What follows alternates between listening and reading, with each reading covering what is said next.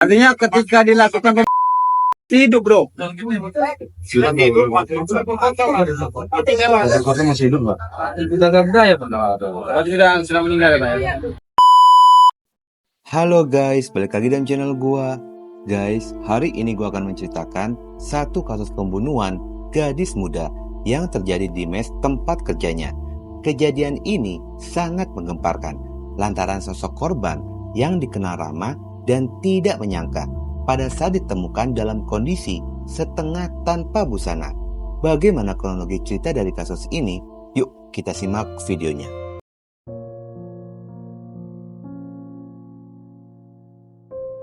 Kasus pembunuhan ini terjadi di sebuah ruko 3 lantai yang beralamat di Komplek Pasar Sagulung Blok E nomor 11, Kelurahan Sagulung Kota, Kecamatan Sagulung, Kota Batam.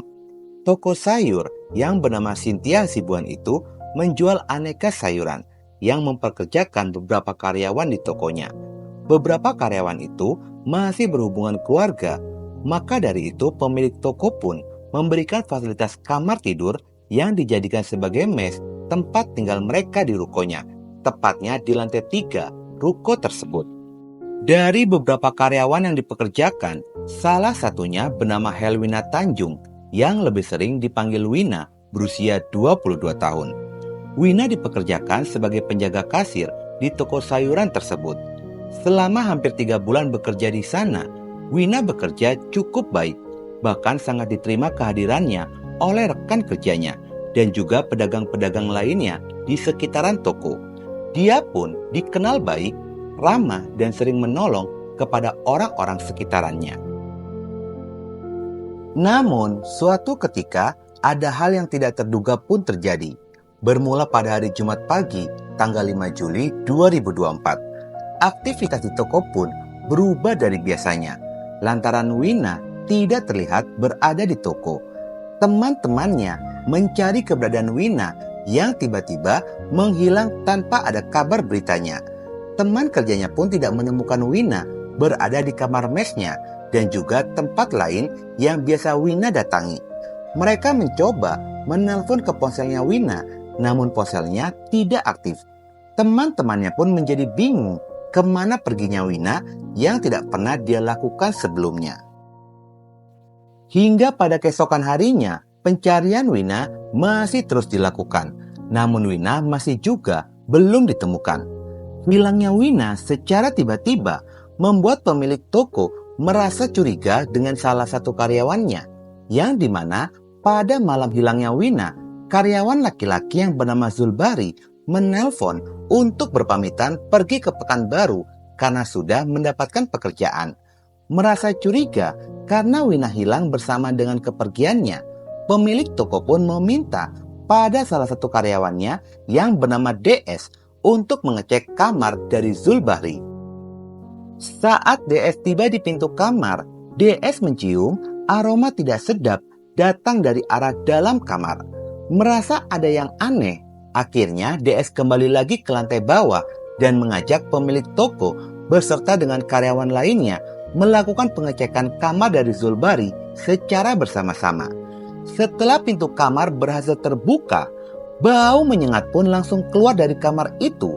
Mereka segera mencari-cari sumber bau tersebut dan berinisiatif membuka kasur di kamar itu.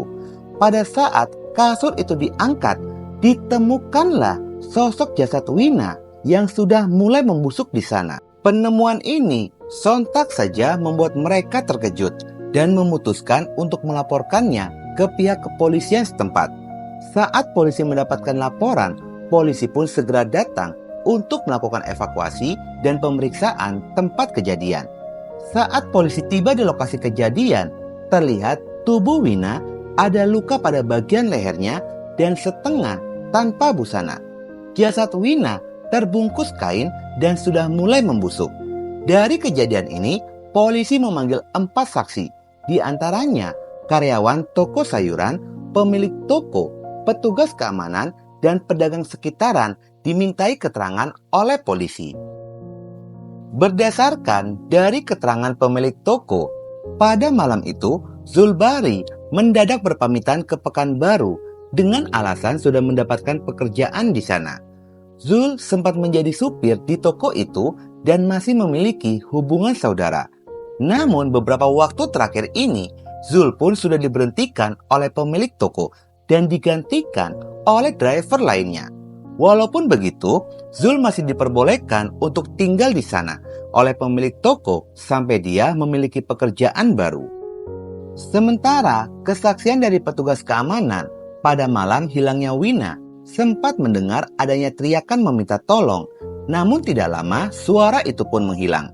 Kesaksian lain pun datang dari kerabat Wina dan pedagang sekitaran toko yang dikenal dekat dengan korban Wina. Menurutnya, korban ini sering curhat kalau uang di meja kasir dan barang jualannya sering hilang. Sebelum Jul diberhentikan, Wina sempat bercerita jika uang di kasirnya hilang sebesar 1 juta rupiah. Tidak lama setelah curhatan dari Wina itu, akhirnya Zul pun diberhentikan oleh pemilik toko. Hal itulah yang menjadi dasar kecurigaan jika ada keterkaitannya Zul dengan kematian Wina. Mereka tidak menyangka sosok Wina meninggal dunia dengan cara mengerikan seperti itu. Mereka semua yakin jika Wina dibunuh secara keji dan mereka pun sangat berharap pihak kepolisian dapat segera menangkap pelaku pembunuhan. Dari keterangan-keterangan itulah polisi memburu terduga pelaku pembunuhan dan melakukan pengejaran terhadap Zul Bahri. Setelah melakukan pencarian, akhirnya dalam kurun waktu 2 kali 24 jam, polisi berhasil mendapatkan informasi tentang keberadaan dari Zul. Lalu tim penyergap segera memburu pelaku ke suatu alamat yang berada di daerah Dolok, Kabupaten Humbahas, Sumatera Utara. Yang diketahui lokasi itu merupakan kampung halaman dari istrinya Zul. Setibanya di rumah mertua dari Zul dengan lokasi rumah yang agak ke pelosok, polisi hanya menemukan istri dan kedua anaknya Zul saja. Saat ditanya tentang keberadaan dari Zul, istrinya mengatakan tidak mengetahui di mana Zul berada. Pihak kepolisian yang tidak mudah percaya akhirnya melakukan penggeledahan rumah mertua dari Zul, dan setelah mencari di sekeliling rumah, polisi pun mencurigai sebuah sofa besar yang berada di dalam rumah. Saat polisi meminta untuk mengangkat sofa tersebut, dan ternyata benar Zul tengah bersembunyi di kolong sofa besar itu. Zul pun diinterogasi oleh polisi dan tidak bisa mengelak lagi jika dirinya merupakan pelaku pembunuhan kepada Vina. Polisi mengamankan Zul dan menyita sejumlah barang bukti, mulai dari power bank, uang tunai sebesar Rp100.000 dan ponsel milik Wina, yang diakuinya ponsel itu telah dibuang ke laut pada saat perjalanan menuju ke Medan. Pelaku Zul Bahri berusia 23 tahun, merupakan pria asal Padang Sidempuan. Dia belum bercerai secara sah dengan istrinya, namun sudah sejak lama mereka hidup berpisah. Zul meninggalkan anak dan istrinya begitu saja bersama dengan mertuanya. Lalu dia pergi merantau ke Batam menjadi supir mobil sayuran di toko Cynthia. Mirisnya, antara pelaku Zul Bahri dan Wina ini masih ada ikatan keluarga. Pada saat dalam pelariannya itu, Zul pun sempat menghubungi istrinya, lalu meminta maaf dan mengaku ingin hidup bersama lagi. Yang pada akhirnya istrinya pun memaafkan. Lalu Zul mendatangi rumah mertuanya dan bersembunyi di sana. Setelah berhasil diamankan, Zul pun diterbangkan kembali lagi ke Batam guna menjalani pemeriksaan lebih lanjut. Pelaku ini pada saat datang dikawal ketat oleh anggota kepolisian dari Subdit 3 Jatantras Polda Kepri dan Satreskrim Polresta Barelang. Sementara pelaku Zul ini mengaku jika motif dari pembunuhan ini karena rasa sakit hati karena korban sering menuduhnya mengambil uang dan barang di toko. Sakit hatinya semakin bertambah pada saat korban Wina melaporkannya kepada pemilik toko. Hal itu menjadikan Zul diberhentikan oleh pemilik toko dan tidak memiliki pekerjaan lain.